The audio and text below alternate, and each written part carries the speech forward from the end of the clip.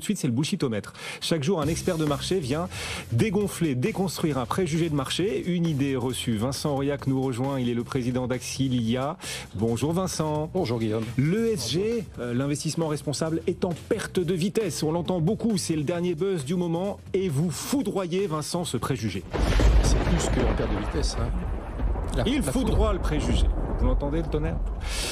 Vous n'êtes pas d'accord avec cette idée que l'investissement responsable en bourse, que l'ESG est en perte de vitesse. Pourtant, quand on regarde les performances boursières, l'ESG semble quand même s'essouffler. Vincent, c'est pas les meilleures pertes de l'année. L'ESG. Enfin, vous laissez argumenter. Déjà, de quoi on parle quand on parle d'ESG ? Oui, donc ETF, ESG, c'était là-dessus qu'était partie l'information, qui a donné lieu à des commentaires, perte de vitesse, liquidation en masse même. Alors l'ESG, c'est quoi ? C'est de la notation ESG. On met des notes sur les entreprises. Le E, c'est l'environnement. Le S, c'est le social. Le G, c'est la gouvernance. Voilà. Et une note, on prend plusieurs dizaines, voire centaines de critères. Et effectivement, on regarde à chaque fois toutes les entreprises, on met une note quelque part sur 10. Et au final, on les classe dans chaque secteur. Il n'y a aucun secteur exclu. Et on prend les meilleurs, le best-of, le best-in-class de chaque secteur. Voilà. Et c'est comme ça qu'on construit les ETF. Bon, très bien. L'ESG, vous l'avez parfaitement décrit. Et il y a un buzz négatif, il faut quand même le reconnaître. Performance boursière décevante cette année, c'était aussi le cas l'an dernier. Réglementation à la mort moelle-neu, faut quand même le dire, Vincent.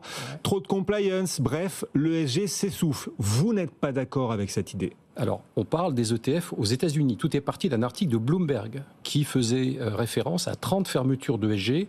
Savez-vous, Guillaume, combien il y a d'ETF dans le monde ? Il y en a 3000. Il y en a 1200 qui sont ESG. On parle de 30. Voilà. Donc il faut replacer les choses dans leur contexte. Ensuite, l'article évoquait également qu'il y avait d'autres choses que des fermetures. Il y a des ouvertures sur certains ETF. Bon, il y en a un, en fait, qui est responsable de l'essentiel des rachats pour la dimension rachat d'ETF. Un ETF de chez BlackRock. Les autres, c'est plutôt stable. Bon. Et puis, il y a aussi des rachats sur des ETF énergie renouvelable qu'on met par assimilation dans le même secteur. Voilà. En dehors de ça, la perf n'est pas bonne, mais Guillaume, on fait la liste des secteurs où la perf n'est pas bonne. L'année dernière et cette année, les valeurs de croissance, moins 25%. Voilà, donc on a un marché de dingue. Si vous n'êtes pas sur les GAFAM, si vous n'êtes pas sur le pétrole, si vous n'êtes pas sur 2-3 acteurs, ben vous êtes mort. Voilà.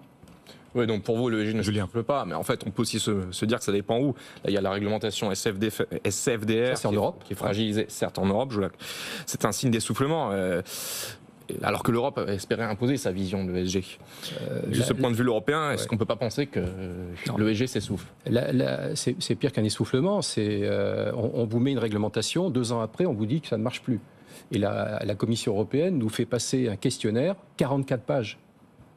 Guillaume, quel est le conseiller financier le plus proche du client qui a le temps de remplir un questionnaire de 44 pages ? Ouvrez ce document. L'IA va le faire à sa place bientôt. Oui, voilà, c'est l'IA. Mais bon, qui est derrière l'IA ? Voilà, donc ça, c'est la réglementation européenne.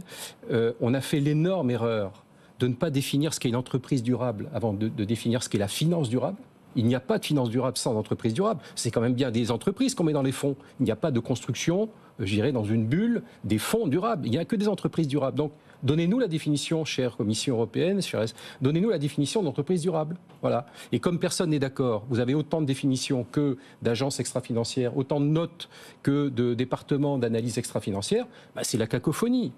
Voilà, donc c'est effectivement là, il y a un gros problème. On n'a pas de définition commune, on ne peut pas se mettre d'accord sur effectivement ce qu'est une entreprise durable. Bon, et cette réglementation SFDR en Europe qui semble désormais fragilisée, c'est dommage c'est peut-être dommage pour l'ESG, c'est dommage surtout pour l'Europe qui espérait que sa vision de l'ESG finisse par infuser dans le reste du monde. C'est la version plutôt anglo-saxonne qui risque de finir par s'imposer en l'occurrence. Oui, mais ça je dirais, c'est une confusion qu'on entretient. C'était une espèce de lutte de bloc contre bloc, l'Europe contre les États-Unis et les méchants du côté des États-Unis, les gentils du côté de l'Europe. Moi, il y a un truc qui est la seule boussole, Guillaume, c'est il n'y a qu'une planète. Donc tous ces gens-là vont se mettre d'accord à la fin. Il n'y a qu'une planète. Donc moi, mon truc, c'est le climat. On va tous se mettre d'accord sur le climat, vous allez voir. On n'arrivera pas à se mettre d'accord sur le SLG. Il y a une dimension culturelle derrière ça. Les Italiens ne mettent pas le même contenu dans le S de social que les Français, que les Belges. Par contre, sur le climat, on va tous être d'accord, parce que si on ne réduit pas les émissions de CO2, on va dans le mur. Et je vais vous dire, Guillaume, c'est le mieux qu'on ait à avoir ces réglementations le jour où elles seront calées, parce que le pire, ça sera les conséquences du changement climatique, soit une taxe carbone, soit des inondations, des entrepôts complètement, je dirais, recouverts d'eau, inondés, machin truc. Voilà. C'est le meilleur qu'on ait à avoir. Le pire, ça serait de ne pas se mettre d'accord là-dessus. Alors, on va dans le mur, nous dites-vous. Si Jean-Pierre Elkabbach était sur ce plateau dans BFM Bourse et présentait BFM Bourse, il vous demanderait de quelle couleur le mur ? Oui, de quelle couleur rouge. Non, mais alors moi je dis pas que l'ESG, je pense que l'ESG a de vrais problèmes, je dirais, de construction. Il n'y a pas de problème sans solution. Comment est-ce qu'on améliore le truc ? Moi, ma thèse depuis le début, j'en ai pas dévié, c'est effectivement de se mettre d'accord sur le climat. Voilà. Il faut mesurer l'empreinte carbone, on va pouvoir se mettre d'accord là-dessus. L'ESG, c'est trop compliqué, il y a 200 critères, personne n'est d'accord. Je ne comprends même pas d'ailleurs comment on fait encore la notation ESG. Tout a été démonté par Florian Berg en 2019 dans un article à pair de 48 pages. Comment on peut continuer à faire ça ? Enfin, il y a eu Orpea. On n'écoute pas Florian Berg, on ne tient pas compte d'Orpea. Il faut passer à autre chose, c'est pas grave. Ça fait 27 ans qu'on fait la notation ESG. Il faut passer, moi je dis, il faut passer au carbone, au climat, au PAB. La même Commission européenne a été capable d'enfanter la réglementation PAB, Paris Align Benchmark. On fait des benchmarks alignés sur l'accord de Paris. Voilà, ça, et on était capable de se mettre d'accord à 197 pays.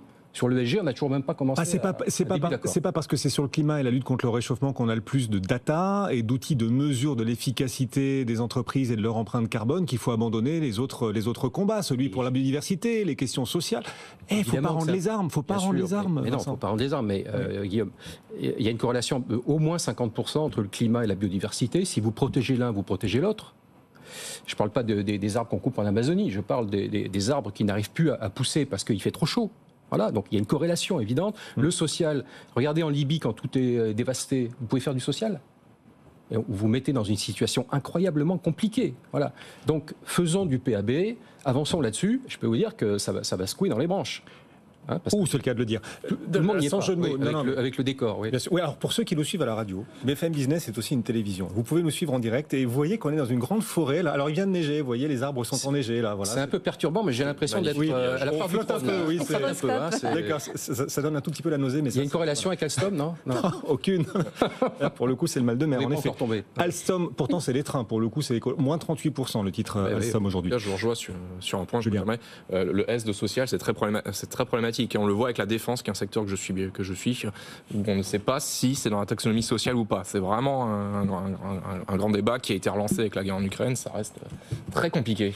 Et pour rester sur les marchés, les ETF permettront-ils de diffuser la culture socialement responsable, la culture de la lutte contre le réchauffement climatique, ou au contraire, les ETF vont-ils introduire le ver dans le fruit et quelque part contribuer à biaiser la lecture ? Ça devrait être la chance de l'ESG, l'évolution de l'ESG dans la loi darwinienne. Ça devrait être la chance des marchés, ces ETF ESG. De la manière dont ça se passe sur les réseaux sociaux en ce moment, on est en train de crisper les gens. Et ça, je parle de la fusion, enfin de l'évolution de la gamme qui est en train de mettre en place Amundi, qui a forcé, entre guillemets, les gens à accepter les ETF ESG qui étaient proposés en remplacement des ETF traditionnels. Manifestement, les boursicoteurs, les influenceurs n'aiment pas ça. Ils ne voient pas l'avantage. On fait augmenter les frais au même moment. Donc, si on CF Amundi, là, récemment. Voilà. Et on augmente Amundi les frais. qui a transformé un ETF en mettant une couche ESG, les frais qui montent. Voilà. Dans la tête des gens, ESG égale plus cher. Et ils avaient trouvé les outils les moins chers. C'est quoi ce truc ? On augmente les frais x2, etc. Bon. Et puis en plus, les PAB, par exemple, ça coûte beaucoup moins cher que ces trucs-là. Donc, on est en train de crisper les gens. Ils veulent revenir en arrière, mais ça n'a aucun sens. Revenir en arrière, donc on refait du pétrole, on refait du tabac, on refait toutes les externalités qui nous posent problème. On remultiplie par 2 les empreintes carbone. Enfin voilà, donc... c'est le mieux qu'on ait à avoir. Ok, mais pendant ce temps, il y a quand même un mouvement anti-ESG qui est en train d'apparaître aux États-Unis. Vous le disiez, 30 ETF anti-ESG, c'est ça? Oui, il y en a 30 dites donc, c'est pas rien quand même. Oui, mais il y a 3000 ETF dans le monde, ça fait 1%. Et Guillaume, si on ne fait plus d'ETF ESG où il y a de l'anti-ESG, qui d'ailleurs existe depuis 20 ans, hein. Moi j'ai connu le Vice Fund, le fonds du vice, qui investissait, vous vous rappelez, dans l'alcool, machin truc. Ça n'a rien fait, c'est anecdotique, ça n'existe pas à l'échelle des États-Unis. Donald Trump, s'il arrive au pouvoir, il veut interdire les ventes de véhicules électriques. Eh oui. En toute simplicité. Tout ça pour dire... Oui, en toute simplicité. C'est toujours très simple d'ailleurs. Elon, si tu nous écoutes... Vincent Aurillac nous accompagnait. C'était le bullshitomètre. Non, l'ESG n'est pas mort. C'est votre thèse, votre conviction. L'ESG renaîtra, renaît déjà autrement. Ça ne sera plus l'ESG, ça sera probablement, moi je dis, le PAB.